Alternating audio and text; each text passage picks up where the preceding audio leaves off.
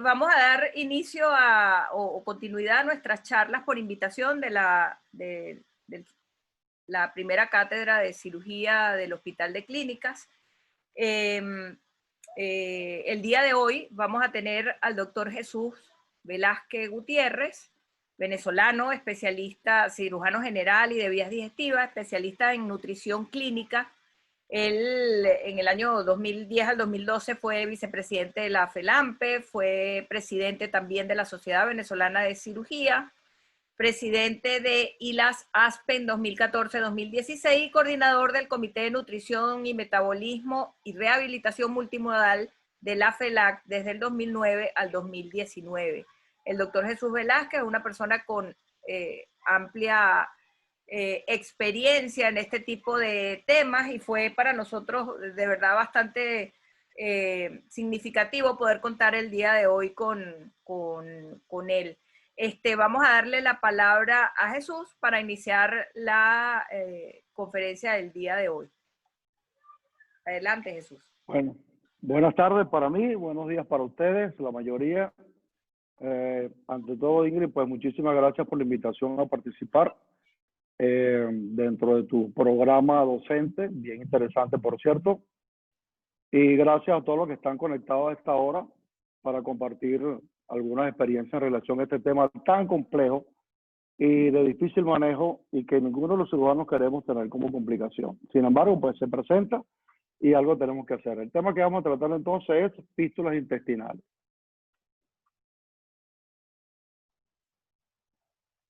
Dentro de fístulas intestinales tenemos, por decirlo de alguna manera, diferentes clasificaciones. Vamos a comenzar definiendo lo que es una fístula enterocutánea y diferenciándola de algo muy parecido, pero que tiene conducta totalmente diferente, que son las dehiscencias de anastomosis.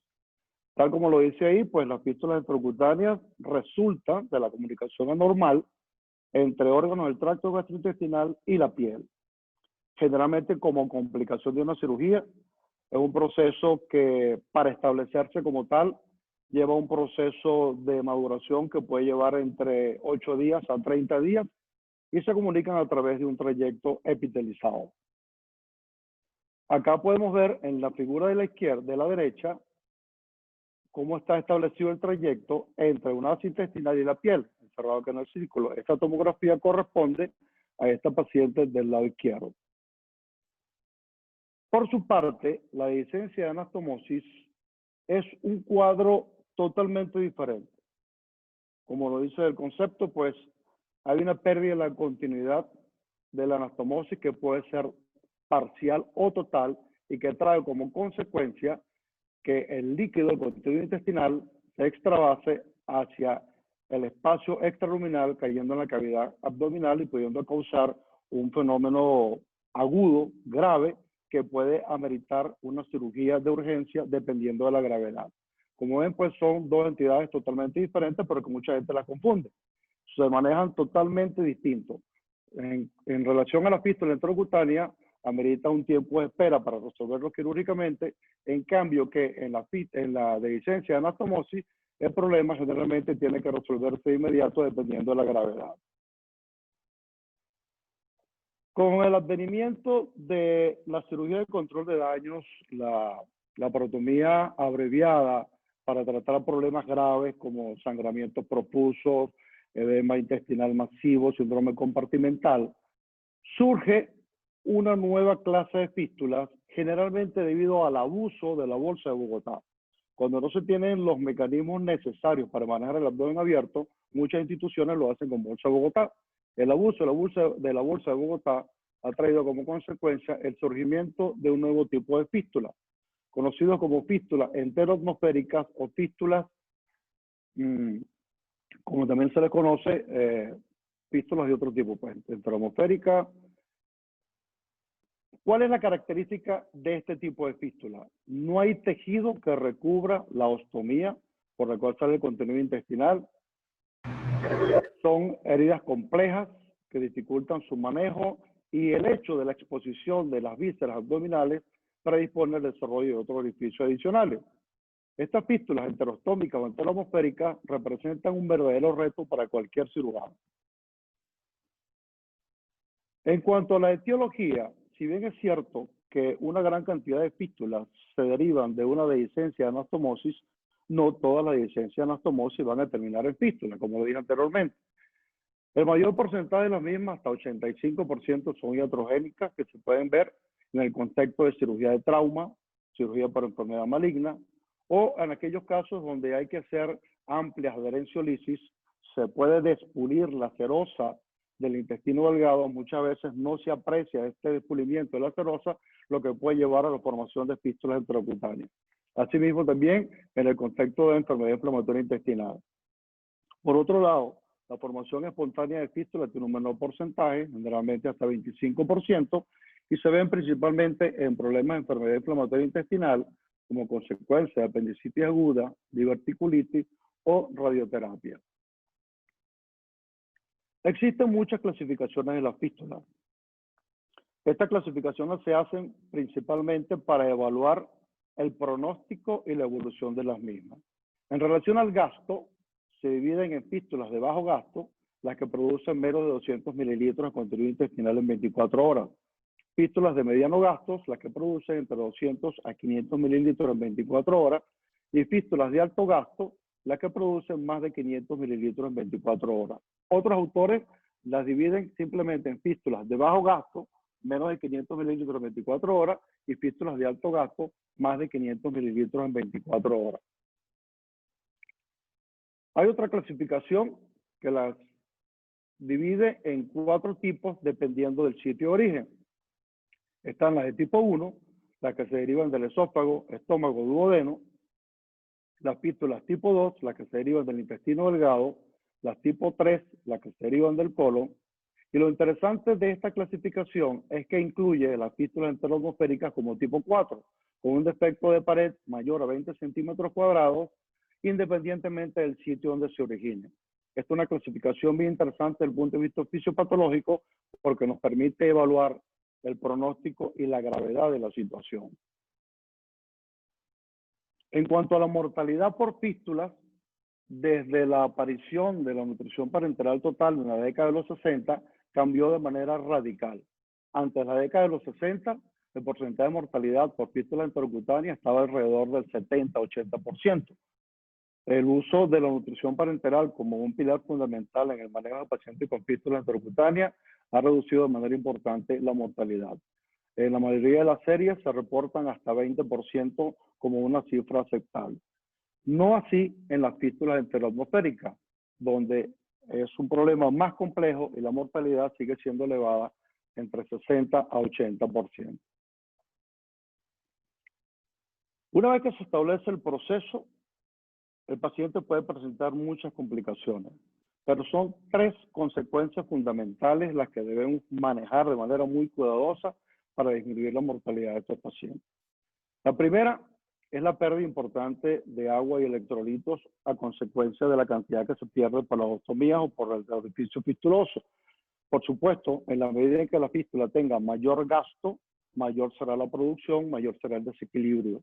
Esta pérdida de agua y electrolitos puede llevar a desequilibrio del medio interno que pueden complicar la vida del paciente. Los electrolitos que más se pierden son el sodio, el potasio y el magnesio. Por lo tanto, estos pacientes requieren de manera importante la cuantificación del gasto para poder establecer cuánto está perdiendo. Asimismo, requieren un control estricto de líquidos administrados y eliminados en 24 horas y prueba de funcionalismo renal. Otra de las consecuencias importantes y también causa de muerte es la desnutrición. Es un punto que vamos a analizar más adelante, el cual vamos a entrar en detalle ahorita. Y en tercer lugar, y no menos importante, la sepsis, ya que pues una de las complicaciones más temidas porque tienen una altísima mortalidad. Ahora bien, existe otra consecuencia que se deriva de las fístulas enterocutáneas. Recientemente, la Sociedad Europea de Nutrición Clínica y Metabolismo, ESPEN, definió el concepto de falla intestinal, estableciéndolo como un compromiso importante en el intestino en cuanto a la absorción de macronutrientes, agua y electrolitos, y que por lo tanto requieren de un suplemento intravenoso para poder mantener de alguna manera la salud, el crecimiento y el desarrollo. De tal forma que falla intestinal requiere de dos elementos: disminución en la función de absorción del intestino y el uso de suplementos endovenosos para mantener la salud. Ahí entran las fístulas, porque ya que cumple con estos dos objetivos. Y de hecho, entonces se clasifican como una forma de falla intestinal de tipo agudo o una falla intestinal tipo 2. Entonces tenemos otra consecuencia que se deriva de la fístula intracutánea, como es la falla intestinal.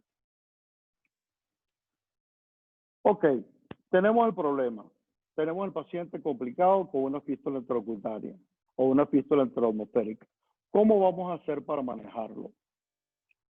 El doctor Bichir propone un esquema o una guía de tratamiento que denominó SOWAT. SOWAT por las siglas en inglés. S, que tiene que ver con la prevención y manejo de la sepsis, o de optimización del estado nutricional. Yo no diría optimización, yo diría más bien prevención de la desnutrición en el paciente con fístula, porque hay que actuar desde el primer momento. W, que tiene que ver con el cuidado de la herida. A, de anatomía, hay que definir la anatomía de la fístula. T, el tiempo que voy a tomar desde el momento que se inició la fístula hasta el momento en que decido operarlo. Y S, de cuál es la estrategia quirúrgica que vamos a utilizar. Vamos a analizar todos estos aspectos a partir de este momento. La prevención de la sepsis se convierte en el primer pilar para evitar la mortalidad del paciente con fístula intracutánea, ya que se ha establecido que los pacientes con fístula intracutánea asociados con sepsis, la mortalidad puede estar alrededor del 77%. De ahí de la importancia de su prevención y su manejo de manera adecuada. Existen dos focos principales que pueden ser en el origen de la sepsis. Si el paciente está recibiendo nutrición parenteral total, un foco puede ser punto de partida de catéter. De tal manera que si el paciente presenta signos clínicos de sepsis, como son fiebre alta, intolerancia a la nutrición, desde el punto de vista laboratorio presenta aumento de las cifras de bilirrubina, aumenta disminución de los niveles de albúmina plasmática, tenemos que sospechar que este paciente puede estar haciendo una sepsis. Entonces hay que retirar el catéter, enviar la punta para cultivo y no debemos utilizar la misma vía para colocar el catéter a través de una guía metálica. Hay que utilizar, en este caso, la vena subclavia contralateral, hasta que no determinemos si ese es el foco o no de la sepsis. El otro foco puede ser punto de partida abdominal. Ya hablamos de los signos clínicos, entonces si sospechamos que el paciente tiene un inicio de sepsis, punto de partida abdominal, tenemos que utilizar los recursos necesarios para hacer el diagnóstico temprano. El principal es la tomografía de abdomen, que tiene una precisión de más del 95%. Si logramos detectar un foco intraabdominal por tomografía, debemos aprovechar de hacer el drenaje percutáneo dirigido por TAC, ya que es la forma ideal de liberar al paciente de las colecciones que pueda tener. Cuando el paciente tiene una fístula complicada con una colección intraabdominal, no deberíamos reintervenirlo quirúrgicamente. Deberíamos tratar en principio de hacer el drenaje a través de una punción dirigida. También podemos utilizar la ecografía y la resonancia magnética como unos estudios diagnósticos alternativos que nos van a ayudar también muchísimo. Si está establecida la sepsis abdominal, entonces hay que seguir los lineamientos de la campaña Sobreviviendo a la Sepsis, lo cual es muy claro. Remover o controlar la contaminación, como hemos dicho, principalmente, fundamentalmente a través de punción dirigida por tomografía. La antibioticoterapia sistémica, que va a depender del foco y del germen que normalmente crece en el abdomen. Medidas de soporte vital que puede incluir hasta ventilación mecánica. Una terapia metabólica y nutricional adecuada dependiendo de la gravedad del paciente. Y terapia para modular la respuesta inflamatoria. En cuanto al uso de tratamiento empírico, la Sociedad Mundial de Emergencias Quirúrgicas recomienda 3 aspectos para el uso de antibiótico-terapia profiláctica. Uno, dependiendo de la gravedad de la infección. Para muchos autores, si usted ha logrado drenar la colección intraabdominal a través de una punción dirigida por tomografía, no requiere del uso de antibiótico-terapia profiláctica. El otro elemento es determinar los agentes patógenos involucrados y en base a eso definir cuál es el mejor antibiótico y los patrones de resistencia, que esos son muy particulares para cada institución. Siguiendo entonces con la guía SOWOT, el siguiente elemento a analizar va a ser la optimización o mejoría del estado nutricional. Habíamos dicho al principio que la desnutrición es una de las principales consecuencias de la fístula enterocutánea y pareciera ser que hay una relación directa entre fístula y desnutrición. Y esto tiene un elemento también que hay que tomar en consideración, donde muchas veces nosotros somos los responsables de la desnutrición del paciente con fístula. Cuando un paciente desarrolla una fístula enterocutánea, una de las primeras órdenes médicas que escribimos es omitir la vía oral. Omitir la vía oral y nos olvidamos de que el paciente debe recibir algún tipo de apoyo nutricional. Simplemente lo manejamos con soluciones y más nada. Esto, por supuesto, aunado a otras cosas, va a llevar a desnutrición que pueden comprometer la vida del paciente. Ahora, ¿por qué se desnutre este paciente con fístula? Uno, por la pérdida de secreciones gastrointestinales, las cuales son ricas en proteínas. Es decir, si tenemos un paciente con una fístula de alto gasto, en la medida en que pierda mayor cantidad de contenido intestinal, en esa medida llegará a perder mayor cantidad de proteína contenido en esa secreción intestinal. Otro, la ingesta inadecuada de nutrientes, como hablamos anteriormente. Le omitimos la vía oral y no le damos la terapia nutricional que este paciente requiere. Y lo otro es que el paciente puede cursar con sepsis y esto aumenta el gasto energético. En un solo paciente pueden confluir esas tres situaciones, lo cual agrava aún más la evolución del paciente con fístula. En este sentido, la Asociación Americana de Nutrición Enteral y Parenteral, ASPEN, y la Federación Latinoamericana de Nutrición Clínica y Metabolismo, FELAMPE, desarrollaron unas guías donde se hacen una serie de interrogantes y se responden de la siguiente manera. Por ejemplo, en cuanto a la desnutrición, ¿cómo hacemos para prevenir la desnutrición en el paciente con fístulas enterocutáneas? Lo primero es evaluar el estado nutricional y en base a la gravedad del estado nutricional establecer cuánta cantidad de energía requiere ese paciente. En cuanto a la cantidad de proteínas que debe recibir, está bien establecido que estos pacientes deben recibir entre 1.5 a 2 gramos de proteína por kilogramo día, llegando inclusive hasta 2.5 gramos de proteína por kilogramo día en pacientes con fístula enteroatmosférica y en pacientes con fístulas de alto gasto. Hay que hacer también una consideración especial en los pacientes que tienen fístulas enteroatmosféricas con abdomen abierto, porque los pacientes con abdomen abierto pierden una gran cantidad de nitrógeno en el contenido o en el fluido del abdomen. Y muchas veces esa cantidad de nitrógeno no la cuantificamos, primero porque no tenemos un método adecuado para cuantificarla, y otra vez no lo hacemos simplemente porque no le damos la importancia. Y esto tiene consecuencias importantes a la hora de establecer los requerimientos de estos pacientes, ya que la cantidad de proteínas que se pierden es bien importante. Acá, como podemos ver en esta publicación de abdomen abierto, el valor aproximado de nitrógeno que se pierde por cada litro de fluido abdominal en pacientes con abdomen abierto está entre 15 y 30 gramos. Si 1 gramo de nitrógeno equivale a 6.25 gramos de proteína, cuando hacemos la conversión, estos pacientes pueden llegar a perder entre 94 a 188 gramos de proteína por cada litro de fluido abdominal. Proteínas que, por supuesto, debemos reponer. Basado en esto, la Sociedad Americana de Nutrición Enteral y Parenteral y la Sociedad Americana de Medicina Crítica recomiendan que pacientes con abdomen abierto deben recibir adicionalmente a sus necesidades de 15 a 30 gramos de proteína por cada litro de exudado abdominal que se pierde. Y ahí pues reitero la importancia de cuantificar no solamente lo que se pierde a través de la fístula, sino lo que puede perder el paciente con abdomen abierto como parte del fluido abdominal. Ok, tenemos entonces ya el paciente con una fístula que está perdiendo un gran contenido, ya le dimos los antibióticos necesarios de acuerdo a lo que establece la guía de sobreviviendo a la sepsis. La siguiente pregunta es, ¿qué vamos a hacer con él desde el punto de vista nutricional? ¿Le damos nutrición enteral o nutrición parenteral? Pareciera ser que aún hay controversia en esto, pero realmente no, porque los conceptos están muy claros. La ruta de alimentación va a depender de varios factores. Uno, del origen de la fístula. Por ejemplo, un paciente con una fístula alta, sea una fístula esofágica, una fístula gástrica o una fístula duodenal, puede recibir nutrición enteral distal siempre y cuando logremos sobrepasar la fístula sin ningún problema. Lo otro es la extensión del intestino que se disponga y que esté funcional. Se requieren por lo menos de 75 a 100 centímetros de intestino delgado funcional para poder utilizar nutrición enteral.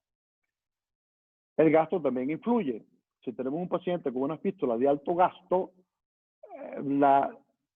digamos, la costumbre nos lleva a omitir la vía oral, cosa que realmente no es 100% verdad. Un paciente con una fístula de alto gasto, si usted tiene la posibilidad de controlar ese gasto y de cuantificarlo, puede recibir nutrición por vía oral sin ningún problema. Y lo otro, pues que el paciente tolere o no tolere la nutrición enteral. Entonces, en base a eso, podemos indicar nutrición enteral en pacientes con fístulas colocutáneas, en pacientes con fístulas biliares de bajo gasto o en pacientes con fístulas altas, siempre y cuando logremos un acceso distal disponible. Cuando indicamos nutrición parenteral, en pacientes que tengan intolerancia a la nutrición enteral o pacientes con fístulas de alto gasto o fístulas enteroatmosféricas. Ahora bien, no significa que si yo le doy nutrición parenteral, voy a excluir la nutrición enteral. Vamos a ver qué opinan los expertos en relación a esto. Esto es bien interesante. Una de las recomendaciones de Aspen-Phelan. En pacientes adultos con fístula enterocutánea, ¿cuál es la ruta preferida para nutrición? Dieta oral, nutrición enteral, nutrición parenteral. Miren lo que opinan ellos. Siempre y cuando tengamos una fístula de bajo gasto y no haya signos de obstrucción distal, ese paciente podrá recibir inclusive vía oral, si es factible, o nutrición enteral.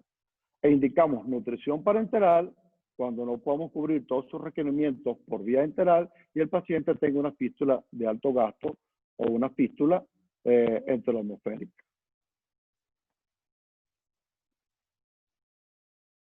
Aspen también considera que se puede utilizar las dos vías simultáneamente. Usted puede darle al paciente nutrición parenteral y nutrición enteral. Si no somos capaces de garantizar que el paciente pueda absorber o soportar o tolerar más del 60% de sus requerimientos por vía enteral, podemos darle simultáneamente nutrición enteral y nutrición parenteral. ¿Qué es lo que hago yo en los casos de este tipo? Le doy el mayor requerimiento por vía de nutrición parenteral hasta el 100% de su requerimiento y voy probando tolerancia oral o le voy dando nutrición enteral con sonda. Eso no es una idea descabellada. Es algo que se está haciendo de manera adecuada. La otra vía que mucha gente no considera es la fistuloclisis. La fistuloclisis es una alternativa excelente cuando sabemos que la fístula no va a cerrar espontáneamente y estamos seguros de que no existe obstrucción distal. Entonces podemos utilizar esa ostomía para simplemente pues utilizar nutrición enteral. Igualmente lo recomienda Aspen-Phelan siempre y cuando tenga capacidad de absorción y no exista ningún problema de obstrucción distal, se puede utilizar la misma fístula para vía nutricional como una fistuloclisis, siempre y cuando estemos seguros que tampoco va a cerrar de manera espontánea en ningún momento. En este caso, por ejemplo, podemos ver, esta era una paciente postoperada de una cirugía bariátrica que se complicó con dehiscencia, anastomosis, fístula, al principio la manejaron mal con abdomen abierto. Al final, pues cuando atendí la interconsulta me conseguí con este cuadro. A esta paciente se le colocó un catéter en el extremo distal, una vez identificado por estudios radiológicos con contraste hidrosoluble, vimos que se podía utilizar, porque no hay obstrucción distal, el extremo distal para nutrición enteral y utilizamos el extremo proximal con un catéter para drenar el contenido intestinal. Simultáneamente, se colocó cierre asistido por vacío para el manejo de la herida abdominal y el control de los fluidos abdominales de manera, pues si se quiere, satisfactoria. O sea que son opciones que se pueden manejar. Ok, seguimos entonces y entramos ahora al cuidado de la herida. El cuidado de la herida también es uno de los elementos bien importantes y fundamentales porque necesitamos una piel sana si este paciente va a requerir una cirugía posterior. Una piel enferma es una piel que se convierte en un foco de infección y es una piel que no la podemos utilizar para reparar la pared. De ahí que desde el primer momento tenemos que hacer énfasis en el cuidado de la piel. Las curas convencionales, como estas que ven acá, no están indicadas. Esto es, olvídenlo, deséchenlo de su armamento terapéutico. Los pacientes no pueden ser cubiertos con unas compresas, con adhesivos, porque esto trae varias consecuencias. Primero, no se puede cuantificar cuánto es el gasto real que está eliminando ese paciente a través de la fístula.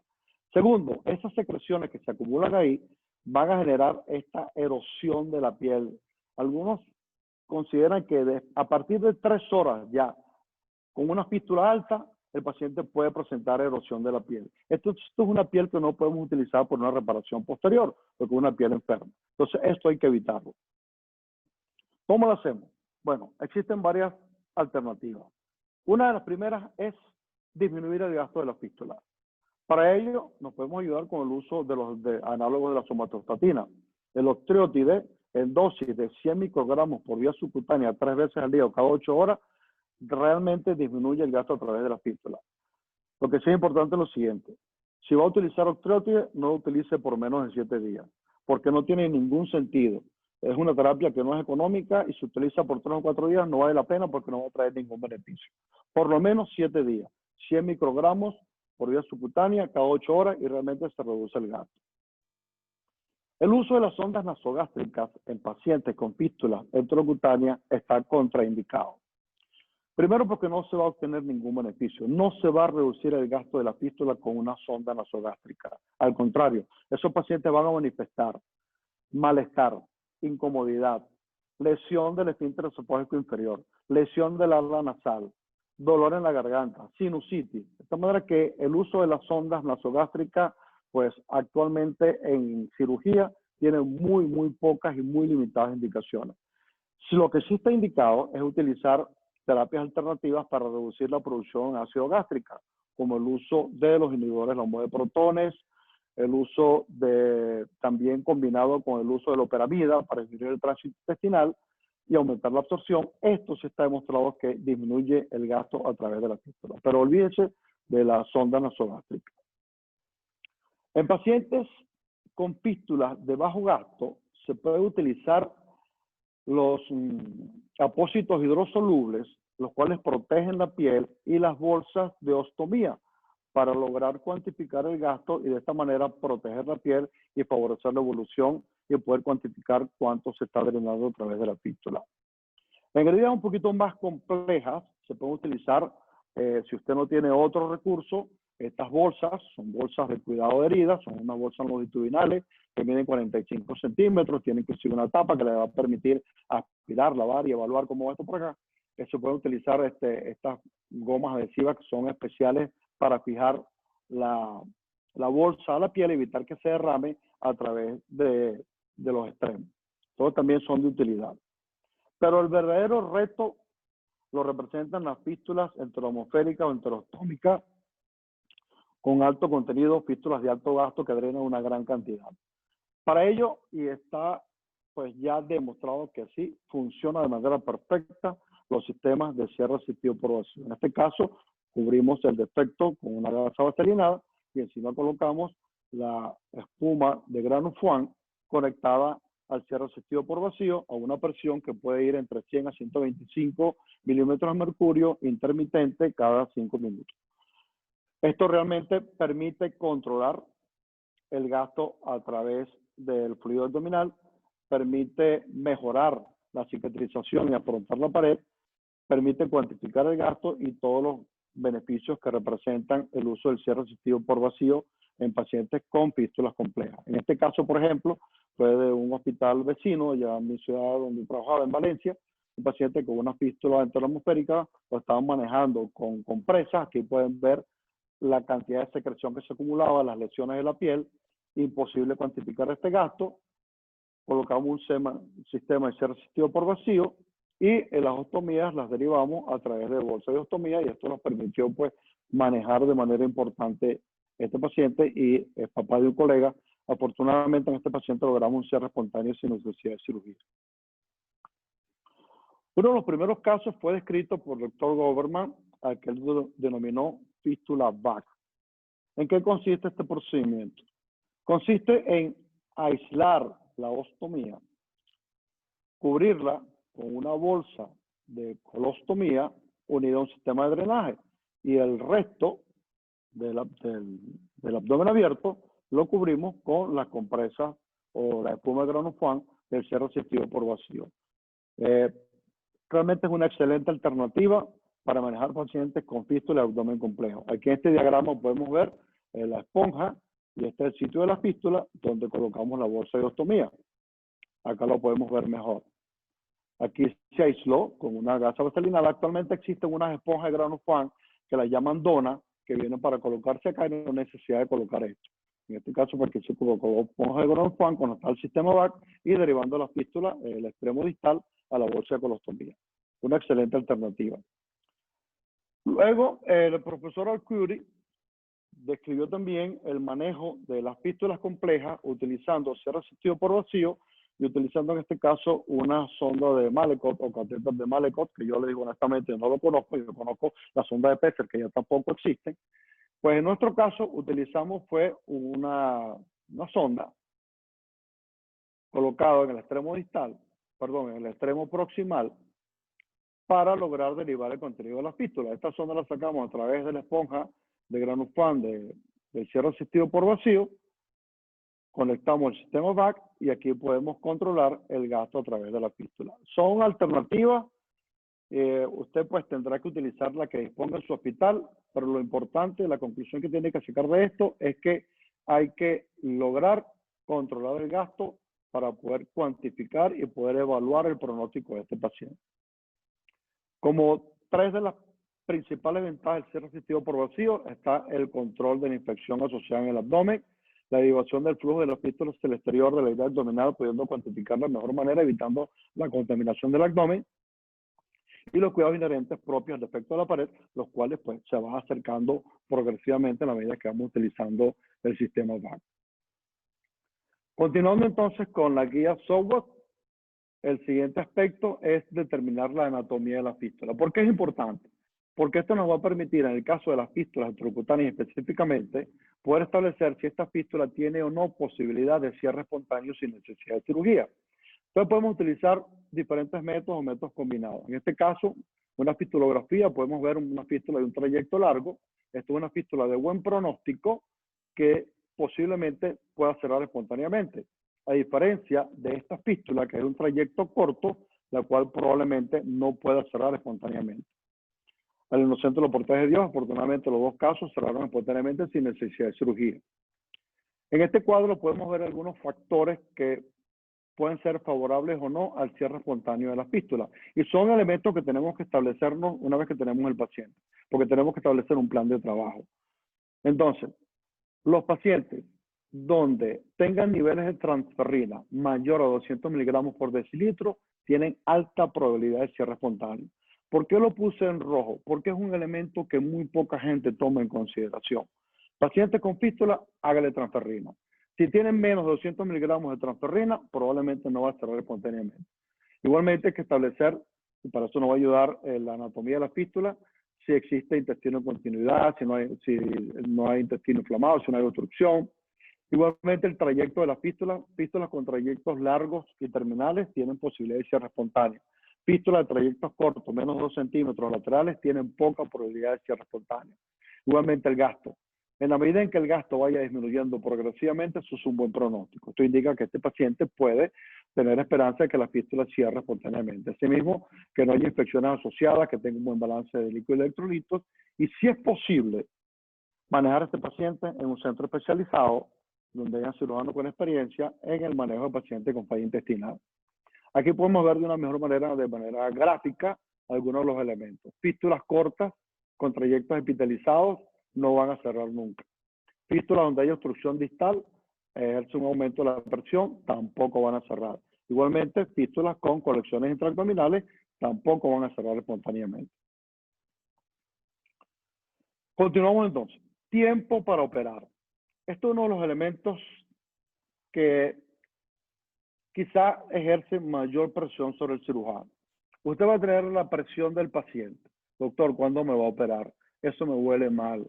Ya no aguanto el dolor. Esto es demasiado incómodo. Sobre todo si no tiene los medios adecuados para manejar el gasto de la fístula. Tiene la presión de los familiares. ¿Cuándo va a operar a mi papá, a mi hermano, a mi tío, lo que sea? Siempre una insistencia. Y puede llevar al cirujano a cometer errores. Adelantarse al momento en que debe operar. Esto está bien establecido. Si usted, un paciente, establece una fístula y usted lo opera entre el día 10 y el día 40 de establecida la fístula, la mortalidad aumenta al 50%. De tal manera que, y está bien claro, el momento ideal para operar al paciente es esperar por lo menos 8 semanas, 3 meses después que está establecida la fístula. No se deje presionar por nadie. Y esto cuando el paciente esté bien nutrido y que la respuesta inflamatoria se haya resuelto. Usted va a conseguir entonces un intestino que lo puede movilizar, que no va a estar adherido y que lo puede manejar de una mejor forma y puede hacer la resección de anastomosis de la mejor manera. ¿Cuál es la estrategia quirúrgica? Aquí no hay nada escrito. Eso puede ser una caja de Pandora. Sin embargo, hay unos principios que se deben manejar. Este caso, por ejemplo, un paciente que nos fue referido a nuestra institución, este paciente estuvo 2 meses en la institución donde lo estaban manejando con bolsa de Bogotá, sin nutrición parenteral, llegó desnutrido al hospital, con una gran cantidad de secreción, eran 2 ostomías, una proximal, otra distal. En este caso no teníamos, en ese momento en Venezuela, cierre asistido por vacío. Utilizamos lo que nosotros llamamos VAC artesanal, diseñado por nosotros en el hospital, lo cual dio buen resultado. Logramos disminuir el tamaño de la lesión, de la pared, el defecto de la pared. El paciente tenía un estado nutricional, fue llevado al quirófano. Entonces, se hizo una resección en bloque de todo este defecto de la pared, logrando diferenciar los 2 segmentos de intestino que estaban comprometidos. Entonces, uno de los principios es movilización del intestino para poder trabajarlo de mejor manera. Las anastomosis tienen que ser reducidas al mínimo, de tal manera pues que usted no tenga tanto problema. En este caso, para cubrir el defecto utilizamos una malla de doble utilidad, en este caso fue una malla de Prozic. Ustedes saben, pues esto tiene un lado rugoso que va para la pared y un lado liso que va hacia las asas intestinales. Este paciente, después de operado, de estar como 5 meses hospitalizado, evolucionó favorablemente, gracias a Dios. Aquí podemos ver uno de los aspectos cuando estamos haciendo la limpieza en la sala de hospitalización. Y aquí ya tenía 2 semanas operado, ya estaba de alta, fue ese día a controlar al hospital. Este caso fue también de una paciente de mi hospital. Aquí podemos ver un caso bien complejo, con múltiples orificios. Igualmente, pues utilizamos la misma estrategia, resección en bloque, movilización amplia del intestino delgado. Aquí tuvimos que hacer una resección intestinal importante porque había un segmento de intestino muy comprometido. Eran como 6 o 8 orificios que estaban ahí. Se logró hacer entonces la movilización con anastomosis. Aquí podemos ver ya la anastomosis finalizada. Y la paciente presentó solamente como complicación una infección del sitio quirúrgico, la cual la manejamos sin necesidad de antibióticos, solamente con sueros locales. Acá entonces podemos ver cuando la paciente estaba antes de la cirugía, la paciente está en la cirugía con un pequeño defecto acá. O sea, cualquier cosa se puede hacer. Entonces, ¿cuáles son las reglas generales desde el punto de vista quirúrgico? No hay un patrón definido. ¿Por qué les digo esto? Estando en Caracas, yo trabajé muchos años en Valencia, me fui a Caracas, a la capital, y Jesús Tata, que está conectado, mi gran amigo, me dijo, vente al hospital para que nos ayudes y trabajes. Me llamaron a un caso con una fístula más o menos parecida. Le digo, no, esto es sencillo, aquí hacemos una resección en bloque, movilizamos el intestino, tal y qué sé yo. Me llevó más de 3 horas llegar a la cavidad abdominal. Pudimos hacer la resección, la anastomosis, el paciente se nos complicó, hubo una dehiscencia de esa anastomosis, en fin, fue un caso bien complejo. O sea, que no crean que uno las tiene todas consigo. A cualquiera se le puede escapar la liebre. El cirujano debe tener experiencia con diferentes opciones porque eso es una caja de Pandora, no sabemos con qué nos vamos a encontrar. Cirujanos sin experiencia pueden empeorar la situación. Sugerencia, llame a un cirujano que tenga experiencia en el manejo de estos casos. En general, pues se recomienda esperar de 8 a 12 semanas para el tratamiento quirúrgico definitivo en fístula enterocutánea y aproximadamente de 6 meses hasta 1 año en pacientes con fístula enteroatmosférica. Como recomendación final, si usted hizo una cirugía de emergencia y ese paciente ameritó dejar el abdomen abierto por la razón que sea, traten lo posible de hacer el cierre temprano del abdomen. evite el uso de la bolsa de Bogotá, utilice otros métodos. Utilice mecanismos de prevención, sea delicado en el manejo de los tejidos. Si está haciendo una adherenciolisis, tenga muchísimo cuidado y evalúe cada centímetro del intestino delgado porque se le puede escapar una lesión inadvertida. Los pacientes con fístula, tanto intracutánea como enteromosférica, requieren soporte metabólico y terapia nutricional especializada y siempre que sea posible el uso de cierre asistido por vacío va a ser de una gran ayuda. En fin, pues esto es lo que quería compartir con ustedes. Muchísimas gracias por la atención. Si hay alguna pregunta, compartir experiencia, pues estoy completamente a la orden. Bueno, muchas gracias, Jesús, por la charla. ¿Puedes dejar de compartir pantalla un momento? Ok. Bueno. Ajá. Nada, excelente charla. Por aquí los residentes me están escribiendo por el celular eso. Yo quisiera, bueno, ¿qué decir? Explicaste muy claro y sobre todo llevando ese orden de las siglas So What, ¿no? Bien interesante, punto a punto. Quisiera, hay demasiada gente, si vieron, pues estuvimos durante mucho tiempo con 100 pacientes, con 100 personas Ah, qué bueno. Menos mal que no son 100 pacientes. Llegamos a 100 participantes. Y hay bastante gente importante y gente que tiene muchísima experiencia.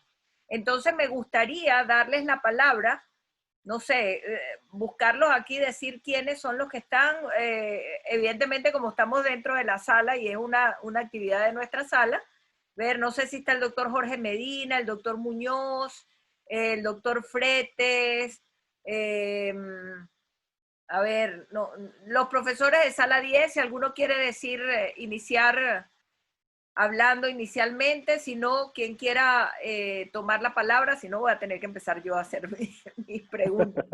Ah, ahí está Daniel. Sí, Ingrid, ¿qué tal? Excelente charla, muy didáctica. Ahí veo que los residentes ya están preguntando si el doctor Jesús tiene alguna experiencia con la sutura del condón, la técnica de Rivera. Solemos hacer esa técnica para dirigir fístulas de intestino delgado alto débito e intentar controlar localmente alrededor de la herida, del abdomen abierto. ¿Alguna experiencia, doctor Jesús? No, realmente no. Los casos, como vieron ahí, de abdomen abierto, los manejan con cierre asistido por vacío. ¿Por qué es lo que pasa? Generalmente, yo le digo a mis amigos allá en Venezuela, ustedes nunca me llaman para ayudarlos a una vesícula, no me llaman para ayudarlos a una hernia umbilical, me llaman cuando ya tienen el paciente complicado con la fístula intraatmosférica desarrollada. Ah, qué fácil es, ¿no? O sea, eso no es la idea. Pero primero es evitar el desarrollo de la fístula. Eso es lo más importante. Y teniendo el cuidado que hay que tener a la hora de operar cualquier tipo de cirugía. Y si la fístula se desarrolla, de establecerse una fístula enterocutánea, ¿cómo va a ser su pronóstico? Establecer si se puede cerrar espontáneamente o no. Si tenemos una fístula enteroatmosférica, la experiencia que tengo, como le dije al principio, utilizaba el VAC artesanal porque no teníamos VAC industrializado. Después que tuvimos VAC, pues era una maravilla porque me permite, como lo ven ahí, no solamente dirigir el gasto a través de la ostomía, sino simplemente pues también manejar lo que son las secreciones del fluido abdominal para incluirlo dentro de lo que es el balance nitrogenado y poder establecer cuánta cantidad de proteína va a requerir ese paciente para darle una terapia nutricional adecuada. Pero con esa técnica realmente no tengo ningún tipo de experiencia. Perfecto. Bien. Todo lo que se haga para controlar el gasto está bien hecho. Ok. Dani, hablar o cualquiera. Sí. Jesús, ¿quieres la palabra? Vale. Ok. Si hay alguna otra pregunta. Sí, hay varias preguntas. Ajá. Pero Jesús pidió la palabra y luego... Jesús, Tata. Ajá, sí. Ah, ok. Bueno, primero quiero felicitar a mi compañero, amigo, mi hermano querido, el doctor Jesús, porque ya veo que se mantiene en la actualidad. Una cosa importante que quería comentarte, Jesús, era, ¿a ti no te parece que dentro de el esquema de sobreviviendo a la fístula, a la sepsis, perdón, en el momento que tú planteas que las colecciones se pueden hacer, se pueden drenar dirigidas por eco Fotografía. o por tomografía, como dicen las guías, ¿no te parece que en la actualidad, disponiendo de sistemas de vacío, el back steel, que es la última opción que tenemos, en el caso de que lo tuvieses a la mano, ¿no sería preferible utilizar un back de esa característica que permite hacer un lavado continuo? Es agresivo en un principio, pero permite hacer un lavado continuo. ¿No te parece cambiar esa opción? Pudiera ser, depende del momento en que te enfrentes al paciente. Como le explicaba al colega, en la mayoría de los casos, cuando a mí me llaman, ya tengo un abdomen congelado con la ostomía donde no puedes utilizar más nada. Ahora, si tú tienes un paciente con dejaste el abdomen abierto por lo que sea, y tienes una dehiscencia de anastomosis, y tienes que operarlo porque tienes una colección intraabdominal, el back in steel sería de gran utilidad. Por supuesto que sí. Pero si tienes un paciente con el abdomen sellado y tiene una colección intraabdominal, la punción dirigida por TAC es la mejor alternativa para drenar la colección intraabdominal, porque no hay sitio por donde entrarle ese abdomen. Ya tienes un abdomen que está sellado completamente, como los casos que vimos aquí. Entonces depende del momento que te consiga el paciente. Gracias, amigo. Bien. Oh, interesante tu pregunta. Voy a ir leyendo algunas preguntitas aquí de las que hay. Hay alguien, William, pregunta, ¿cómo se podría cuantificar la pérdida de nitrógeno? Fácil. Balance nitrogenado. El paciente necesita hacerle. Primero, el nitrógeno se pierde a través de las secreciones, a través de la piel, a través de las heces, de diferentes formas. Entonces, si usted tiene un paciente con fístula, hay que cuantificar la orina en 24 horas y hacer la determinación de nitrógeno ureico en orina 24 horas. Ahí tienes un número, X, tanto. Tienes 10 gramos de nitrógeno en orina 24 horas. Si tienes un sistema de colección intraabdominal, cierre asistido por vacío, por cada litro de fluido abdominal se pierde aproximadamente 15 a 30 gramos de nitrógeno. Entonces ya tienes, eso es un estimado, porque no vas a determinar la cantidad de nitrógeno en el fluido abdominal, es un estimado. Eso lo establecieron los expertos, ellos saben que se pierde. Comenzaron diciendo que se perdían 2 gramos por litro, ahora se sabe que pierden hasta 15 a 30 gramos por litro. Entonces ese nitrógeno tenemos que, a la hora de establecer la terapia nutricional, esa cantidad de nitrógeno tenemos que convertirla en proteína. Lo que pasa es que no leemos etiquetas. Los frascos de nutrición parenteral, los frascos de aminoácidos, dicen la cantidad de nitrógeno que aportan por cada 500 mililitros, pero mucha gente no lo sabe. Generalmente, un frasco de aminoácidos al 10% aporta, la gente dice, bueno, son 10 gramos de nitrógeno, 10 gramos de proteína por cada 500 mililitros. No, eso está establecido. Tantos gramos de nitrógeno. Entonces, hay que saber exactamente cuánto pierde para saber cuánto le vamos a sustituir. Entonces, para redondear la respuesta, el nitrógeno lo determinamos en el nitrógeno ureico urinario y determinando de manera aproximada la cantidad de nitrógeno que se pierde por cada litro de fluido abdominal. Y en cuanto a las fístulas, se está establecido que puede perder hasta 75 gramos de proteínas, fístulas de alto gasto. No sé si quedó clara la respuesta. Más claro, creo que imposible, está súper bien. De todas maneras, le voy a tener, esta charla se está grabando, después pasamos el link cuando la subamos y así la pueden volver a revisar quien quiere tomar algunos detalles. Vamos a ver, a seguir ya la del cordón de Rivera. El cordón de Rivera lo respondieron. Vamos a ver. Catherine es una residente nuestra. Doctor, la edad pediátrica, ¿cómo sería la clasificación de alto, moderado y bajo volumen para pacientes de pediátricos? niños? Ajá. De niños no sé absolutamente nada. Ok. Pero es que nada, tú no me preguntas de niños, pues, sí, eso es un mundo aparte, totalmente aparte. Claro, total. Bueno, aquí Yesenia Ruiz pregunta cómo hacíamos, te está preguntando a ti, ¿cómo hacías el back artesanal? Acuérdate que en nuestro medio no todo el mundo tiene la posibilidad del back, de la Ok, y ese, entonces, ok. No, no quise incluirlo aquí para no alargar un poco, pero es muy sencillo. Primero, si tiene paciente con abdomen abierto y el abdomen no está congelado, utilizamos una tela de rayón para cubrir las asas intestinales. Encima de la tela de rayón podemos utilizar una goma espuma. Esa goma espuma generalmente tiene un diámetro como de 3 centímetros. ¿Qué hacíamos nosotros? La cortamos en dos como un sándwich y colocamos una sonda de Foley o una sonda de Nelaton en el medio de las dos mitades de la esponja. Se coloca la esponja sobre el rayón y a eso se le coloca encima un dispositivo que tiene 3M. Y en todo caso, cuando no teníamos ese dispositivo, utilizamos Emboplast y claro. volvíamos al paciente como una salchicha.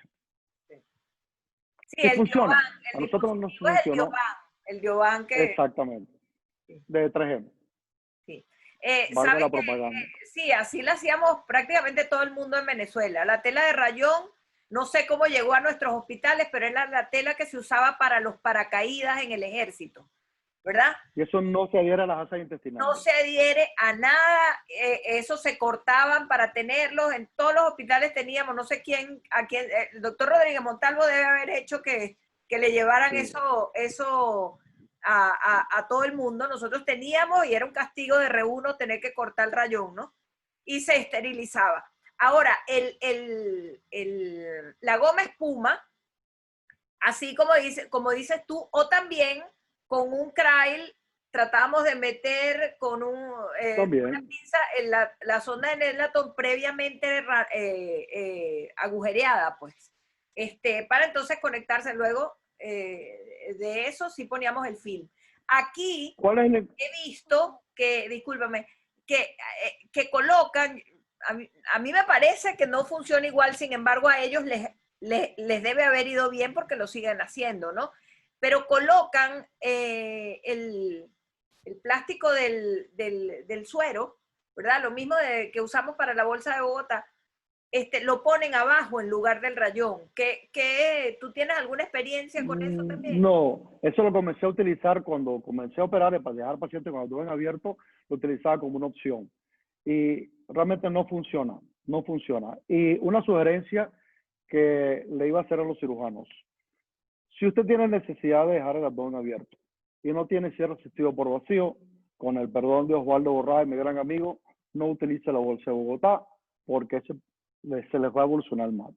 Utilicen el parche de Whitman. El parche de Whitman funciona pero muy, muy bien y le permite abrir y hacer lavados y volver a cerrar otra vez sin necesidad de gran cosa. El parche de Whitman, para los que no lo conocen, se utilizan dos láminas o telas de cierre mágico. Eso tiene un nombre. Eso tiene un nombre técnico. Pero es cierre mágico. Entonces, se sutura la poneurosis. Del lado derecho se sutura el que va adherido con los ganchos hacia arriba, hacia la cavidad abdominal, y en la poneurosis del lado izquierdo, con los ganchos hacia abajo, el que va encima. Entonces, usted lo que hace es aproximar la poneurosis y cerrar la cavidad abdominal sin presión para evitar el problema del síndrome compartimental. Usted necesita llevar a ese paciente mañana al quirófano para lavarlo. Lo que hace es despega el cierre, lo lava y vuelve a cerrar otra vez. Y cada vez lo va aproximando un poco más y así va afrontando la poneurosis. En mi experiencia funciona mejor que la bolsa de Bogotá. Sí. Bueno, es que la bolsa de Bogotá siempre va a fluir de lado y lado y entonces te maltrata la piel, ¿no? Es por eso básicamente. Te pierde la poneurosis, te pierde. Iba a comentar algo, se me pasó aquí, ¿no? Una de las cosas que no veo que no en la confección de ese back artesanal es la esterilización de la goma espuma, que no debe hacerse con calor, porque entonces ya no tiene la misma. Funciona. Esto también lo he dicho, no va a funcionar la goma espuma, tienen que esterilizarla con gas, si no, esa goma espuma no sirve. ¿Ves? Y el otro inconveniente es la presión, porque ¿qué hacemos con un back artesanal? O lo colocamos a la succión de pared donde generalmente no funciona de manera adecuada la presión, y si el paciente sangra, vamos a tener un problema, porque no tiene control. ¿Qué hacíamos nosotros para evitar eso? Engorroso, ruidoso y todo lo demás, pero lo conectamos al aspirador de glera. Motorcito ese, y lo puede hacer de manera intermitente. Es preferible soportar el ruido, pero no tienes riesgo de que el paciente pueda hacer de manera inadvertida un sangramiento que tú no lo estás viendo porque estás en la emergencia o estás operando 2 o 3 horas y cuando llega pues puedes tener una complicación seria. O sea, hay que tener cuidado con el manejo del VAC artesanal. Okay. Dani, ¿quieres hablar? Sí. Una pregunta para el doctor Jesús. Era costumbre, o sea, cuando estuve haciendo mi fellow en Guadalajara con el doctor Maciel, del civil nuevo, cuando se decidía cerrar el abdomen de estos pacientes, los cerramos con unos puntos de Smith-Johnson, se llamaban esos. ¿Es la primera opción para cerrar estos abdómenes o intentan cerrar clásicamente músculo aponeurosis, piel? ¿Cómo es mejor? Ok, eso va a depender de lo que te consigas. Como tienes tú una caja de Pandora. Si nosotros intentamos cerrar la aponeurosis, una aponeurosis que tienes que aproximarla demasiado, puedes tener un síndrome compartimental como consecuencia de eso. Porque puede haber edema y entonces el paciente se puede complicar y vas a tener que reintervenir las 24 horas. Si no te da para cerrar la aponeurosis, tú sabes que ese paciente te va a hacer una hernia ventral dentro del tiempo que sea necesario, no importa. No importa. Resuelve el problema ahorita y cuando tengas que operarle la hernia ventral, utiliza la técnica que tú mejor manejes. Separación de componentes, lo que sea. Utilización de mallas, como sea. Ahorita, pues, por vía laparoscópica son muchas las opciones que se tienen para el problema de las hernias ventrales gigantes. Pero lo importante es que tú logres cerrar la piel sin necesidad de que el paciente te haga un síndrome compartimental. No, recomendación sobre todo para los residentes, no intentes forzar el cierre de la aponeurosis a tensión, porque eso le va a generar más problemas, muchísimo más problemas. Esa es la recomendación. Bien. ¿Cómo lo hacían ustedes allá? Dani. Dani, ¿cómo lo hacían ustedes allá en Guadalajara? Sí, lo hacíamos con puntos de Smith-Johnson, de arriba para abajo. Vi en sus diapositivas, en sus fotografías, que estaban los puentes de plástico que se usan para pasar los hilos, para no dañar la piel. Con los puntos de ya eso no lo usamos. Sí, ya eso okay. no lo usamos. Ya eso no lo usamos. Eso lo utilizamos hace muchos años. Ya eso está descartado. Eso se sabe que eso no tiene ningún sentido, que lo que trae es más problemas que soluciones. Porque los puntos quedan bastante tensos, el abdomen también queda bastante tenso, y es un problema. Un constante problema en cuanto a la presión intraabdominal. Como ves, la segunda paciente, la que mostré la segunda paciente, ya puntos simples de pared. Okay. Porque ya en la medida en que vamos aprendiendo, en la medida que se nos van presentando más casos, y en la medida que vamos estudiando, sabemos que hay cosas que hay que dejar atrás. Esto es dinámico, muy dinámico. Lo que hacíamos hace 10 años, ya no lo hacemos ahora. Perfecto, es lo que hacemos nosotros también. O sea, intentamos cerrar la aponeurosis y si vemos que va a quedar tenso, va a haber problemas con la presión intraabdominal, la apreciación técnica, dejamos de lado y intentamos cerrar la piel como último recurso. Por eso es la importancia de conservar la piel y evitar una piel lesionada. Una piel lesionada no te va a servir para cerrarla. Creo que hay que cuidar la piel desde el primer día.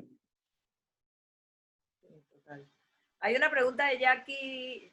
Jackie, ¿la quieres hacer directamente? A ver. Sí. Jackie es nuestra R2 de Coloprocto. Jackie. Creo que tiene poca señal. Porque no... Hazla tú. ¿Cuál es la pregunta que tiene ella? Sí. Habla de que si tienes pacientes que hayan requerido perceptores o loperamida asociados. Siempre utilizo loperamida asociado. Utilizo bloqueadores H2, inhibidores de la bomba de protones y loperamida asociado, junto con el octreotida.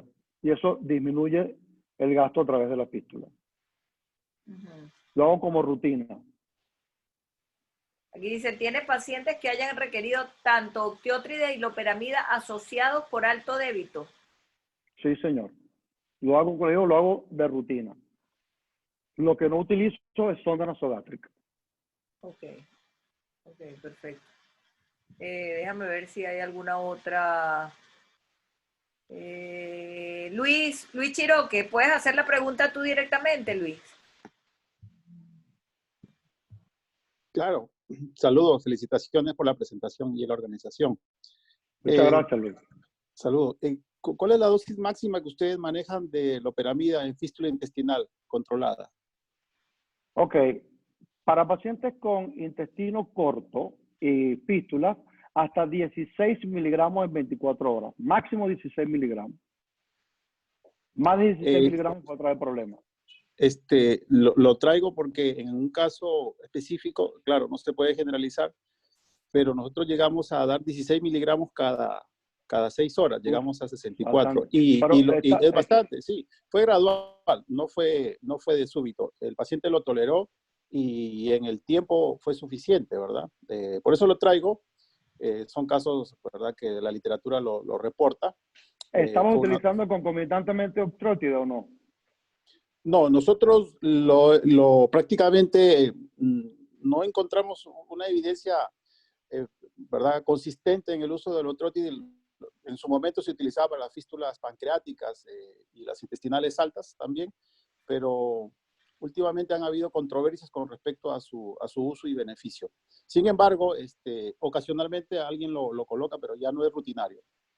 Ok, eso depende también del manejo en cada caso en particular. Yo utilizo de rutina, como te digo, o lo dije en la charla, por un periodo no menor de 7 días y realmente da buenos resultados. Concomitantemente con el uso de los vectores H2, disminución de la producción ácida gástrica y el uso de la loperamida. Inclusive también con difenoxilato, eso se combina. Nunca he utilizado combinado difenoxilato con loperamida, pero sí es una alternativa también.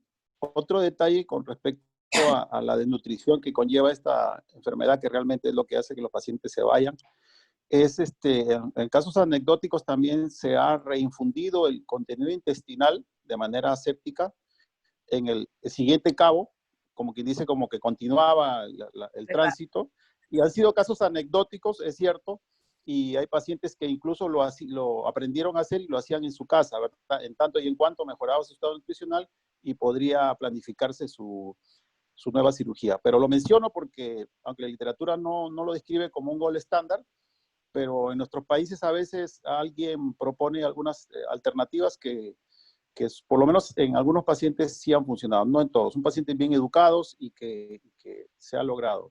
Lo traigo como algo anecdótico, obviamente. No es una idea descabellada. Yo lo he utilizado en 2 o 3 casos. Te comento, en una oportunidad utilicé un tubo de esos que utilizan para conectar las gomas en la terapia intensiva de los ventiladores para llevar secreción del tracto gastrointestinal superior proximal al distal. Otra vez utilicé un paciente que se le hizo una resección intestinal masiva y tenía un extremo del lado derecho y un extremo del lado izquierdo. Utilicé 2 sondas de Foley unidas a través de una inyectadora. En otro caso utilicé una prótesis vascular para unir 2 segmentos de intestino. Por eso son casos anecdóticos, pero que son opciones, pues.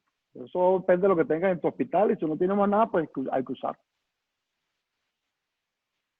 Bien. Muchas gracias, felicitaciones. Bueno, hay una última pregunta aquí. Después a mí se me habían ocurrido algunas que te las voy a decir. Con mucho gusto. Hay una última aquí en el chat que dice, ¿el uso de NPT siempre es en fístulas de alto gasto? No necesariamente. No necesariamente. Recuerden lo siguiente en cuanto a nutrición parenteral. La primera opción siempre va a ser la nutrición enteral, siempre. Si usted tiene una paciente con una fístula de gasto moderado y el paciente no tolera la nutrición enteral o la cantidad que le está dando aumenta el gasto a través de la fístula, pues tiene que utilizar nutrición parenteral. Tampoco es una idea descabellada que utilice las 2 opciones. Nutrición parenteral, yo siempre utilizo las 2 vías. porque siempre doy al paciente vía oral. Y este es un elemento que me va a detener aquí 2 minutos. El hecho de que un paciente tenga fístula no significa que usted no le va a dar comida. Si tiene un paciente con una fístula enteroatmosférica y usted está controlando el gasto de la manera que sea, ¿por qué no le vas a dar comida si tú sabes que eso no va a cerrar? No hay nada más agradable para un paciente que tiene 3 meses sin probar alimento que tú le des alimento. ¿Aumentó el gasto? No me importa. Yo le estoy cubriendo sus necesidades de agua, electrolitos y nutrición por vía parenteral. Pero siempre le doy a probar comida. Y eso mejora el aspecto psicológico del paciente, mejora su condición, te mantiene intacto el intestino proximal que se puede utilizar, de tal manera que cuando se haga la anastomosis y comencemos a utilizar la vía oral, vamos a tener un intestino ya utilizado y que es capaz de absorber lo que le estamos dando. Entonces, no es exclusivo. Se puede utilizar las 2 vías. Bien. Más o menos pensando en esa, en lo que mostraste del SOAT y empezando con la sepsis, muchas veces nosotros tenemos, por lo menos en los hospitales donde se hace trauma con mucha frecuencia, tenemos pacientes que pasan, no son 2 meses, 4 meses, hemos tenido pacientes que cumplieron 1 año en el hospital con una fístula intestinal imposible de dar de alta. ¿Cuál es el momento en el cual, o sea, qué parámetros tengo que tener para decir, mira, ya, este paciente no puedo pasar 1 año dándole antibióticos? ¿Me entiendes?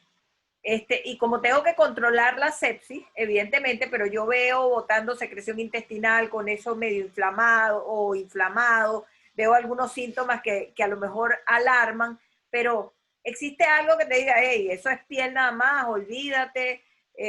Muchas veces hasta el mismo estrés, la respuesta inflamatoria sistémica, todas esas cosas, siempre tienes algunos parámetros ahí que me ponen medio asustada.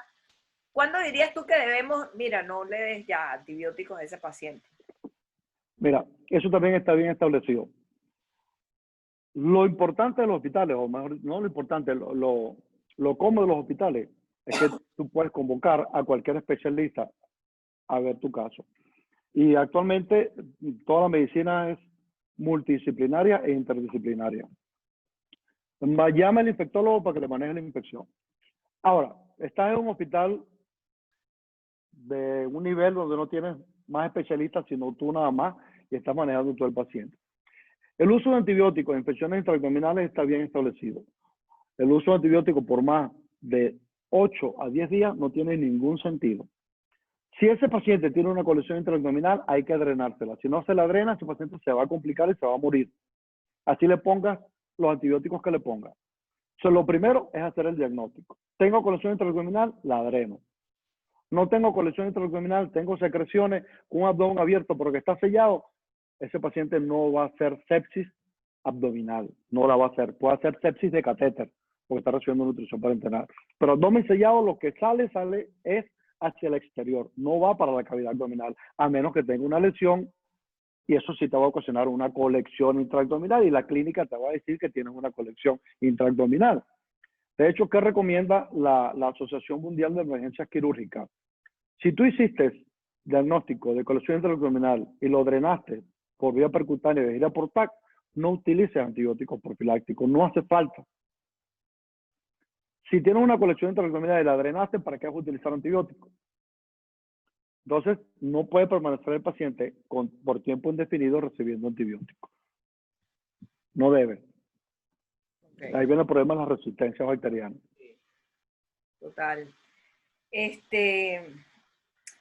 Una preguntita que uno siempre le hace y causa controversia es el concepto de síndrome de intestino corto. Tú dijiste, uno tiene que tener 75 a 100 centímetros de longitud del intestino delgado viable, o sea, funcionante, perdón. Eso para dar nutrición enteral. Para dar nutrición. Claro, pero quiere decir que si yo tengo eso, con eso puedo vivir. Puedo tomar como concepto que yo necesito 100 centímetros para considerarlo como un síndrome de intestino corto. ¿O qué manejo? No. ¿Qué concepto no. pueden manejar? Ese concepto lo puedes utilizar para la indicación de nutrición parenteral ambulatoria. Pacientes con menos de 100 centímetros de intestino van a requerir de por vida nutrición parenteral ambulatoria. Pacientes con 100 centímetros o más se pueden alimentar.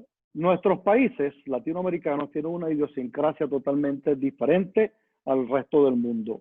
Tú puedes tener un paciente en Venezuela, en Perú, en Bolivia, en México, con 150 centímetros de intestino, ese paciente puede estar comiendo. Lo tienes en Estados Unidos, ese paciente no le puedes dar nada por vía oral porque eso está contraindicado. Son cosas. El concepto de intestino corto es un concepto más amplio, es fisiológico y anatómico. Tú puedes tener un síndrome de malabsorción con tu intestino íntegro y se comporta como un síndrome de intestino corto. Tú puedes tener un paciente con 200, 300 centímetros de intestino y es un paciente que puede tolerar vía oral. Entonces son dos cosas totalmente diferentes. Totalmente diferentes. Vale, vale. Podemos hablar de intestino corto cuando tú quieras también. Tengo una conferencia montada de eso, bien actualizada. Bueno, te tomamos la palabra. Te tomamos la palabra y vamos a ponerle fecha. Septiembre. Bueno, cuando tú quieras. En septiembre. Septiembre, perfecto. Bueno, en un rato fijamos la fecha de okay. charla. Es que eso es lo que yo manejo, intestino corto, fístula, eso es el día a día. Ok, genial.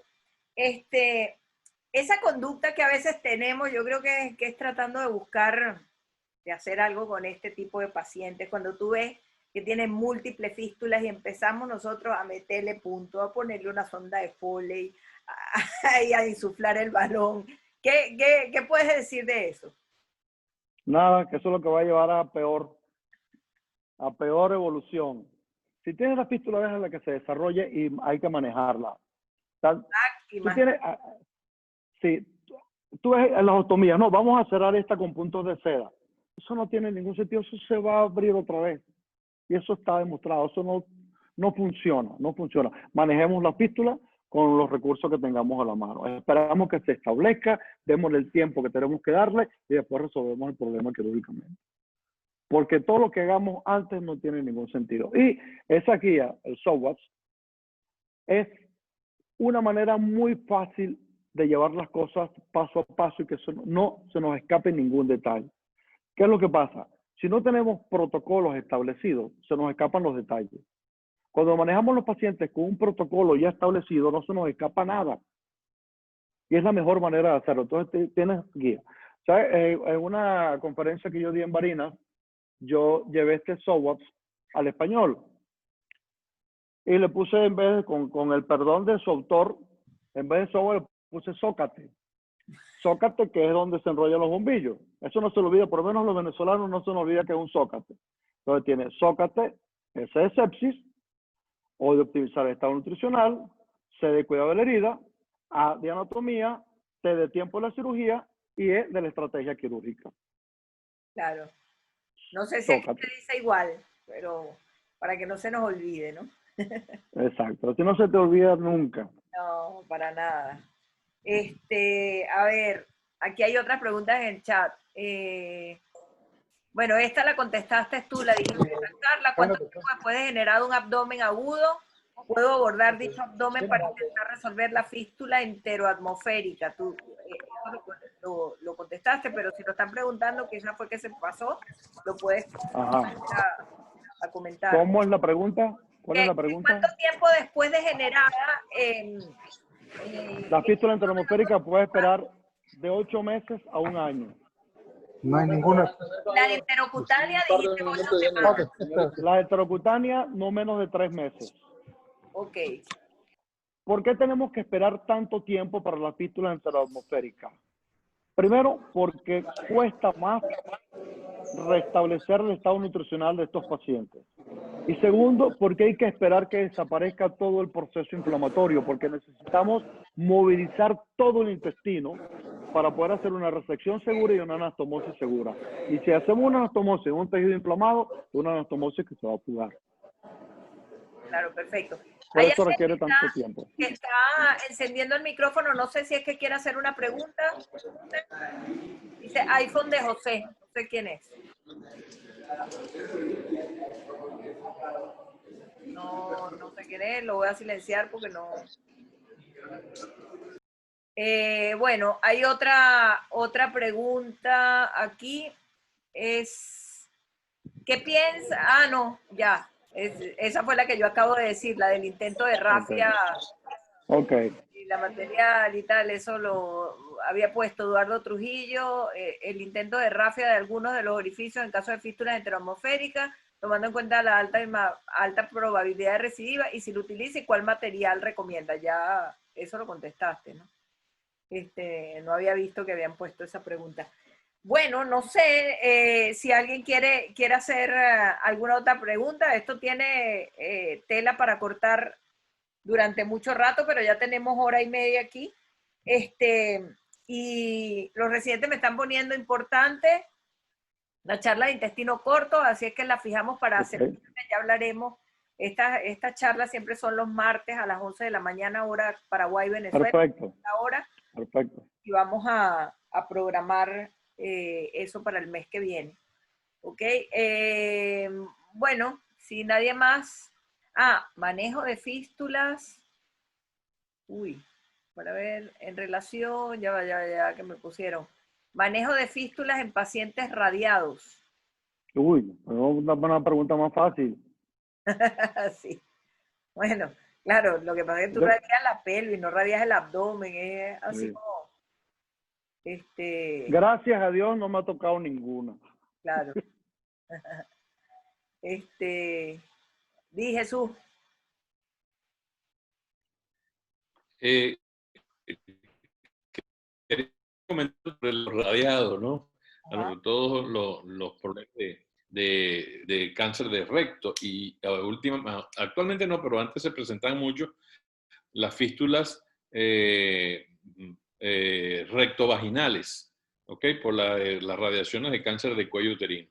Y definitivamente la radiación es horrible, pero el mejor tratamiento para las fístulas de origen radiante es una derivación y paciencia. Va a cerrar. Una vez que cierre, la restituimos la derivación. Okay. Muchas gracias, Jesús.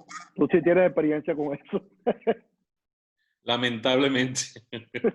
Okay. Jaime Magaña, ¿qué tan conveniente es utilizar el sistema de vacío? Totalmente conveniente, es lo que están indicando. Es lo ideal. Relación, Ángel Huertas Calderón, en relación al cierre de pared, el uso de sistemas de presión negativa siempre es mejor que bolsa de Bogotá o la parostomía.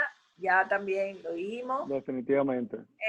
Después vamos a, bueno, le voy a decir, yo subo esto al canal de YouTube mío, ¿no? Subo todas estas charlas de los días martes, porque me están preguntando. Después se las paso a los principales y ustedes lo difundirán, ¿no? Pero yo creo que si buscan mi nombre, supongo que saldrá Ingrid Melo Amaral, deben estar todas las charlas que hemos hecho hasta ahora. Doctor Valverde, ¿cuándo decidir explorar el abdomen en caso de una fístula enteroatmosférica? Ya dijimos, el tiempo puede pasar entre 2 meses a 1 año. De 6 meses a 1 año. Ajá, ok. El papel, sí, dijiste 2 meses eran las enterocutáneas, ¿cierto? Enterocutánea. El papel de la nutrición enteral y parenteral en las enterocutáneas de alto gasto.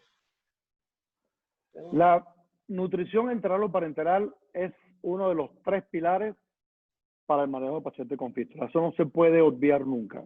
Son 3 cosas que tienes que manejar o prevenir.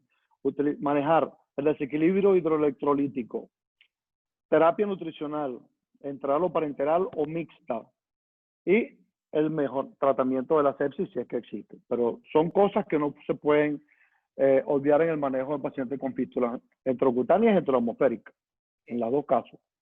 ¿Se puede hablar de fístulas enteroatmosféricas en presencia de sepsis? Puede haber concomitantemente sepsis y fístulas enteroatmosféricas, sí puede. Ok. Claro que sí.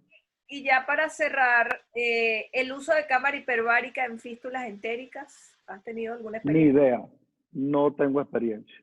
Okay. Y realmente en lo que he leído no he visto, pues, no, la verdad es que no puedo responder eso porque no sé. Ok. Bueno. Bueno, Jesús, yo creo que vamos a darle ya fin a la charla de hoy. Estuvo excelente, todo el mundo participando, preguntando. Tuvimos casi, o mejor dicho, en algún momento, en varios momentos de la charla tuvimos 100 personas y mira, ahora una hora y media después todavía hay más de 70 personas aquí conectadas. Queremos darte las gracias. De nuevo te reitero la invitación para que fijemos la charla del próximo mes, la que quedamos actualmente del manejo del síndrome de intestino corto. Y bueno, nada, agradecerte de nuevo y nos vemos. No, gracias a ti por la invitación. Sabes que esto pues es parte de mi vida. Me encanta compartir experiencias, discutir con colegas, ver a caras amigas. Es parte de la vida, pues. Muchas gracias, la verdad que sí, me hace sentir muy bien. Bueno. Y espero que les haya gustado. No, sí, excelente todo, ¿ok? La verdad es que le voy a hacer propaganda a todos los que han estado en estas charlas de los martes. Las hemos escogido, hemos tenido no la suerte, siempre han sido escogidas de manera muy particular y todos, ya esta es la charla número 19 que hemos hecho, ¿no? Empezamos en abril y todas han estado súper bien, ¿ok? Bueno, gracias y nos vemos el próximo martes a las 11. Pues les mandaré el link para que lo tengan. Están siempre todos invitados. Seguro. Bueno. Dale, pues yo me conecto para verlo también. Gracias. Vale, chao. Hasta luego.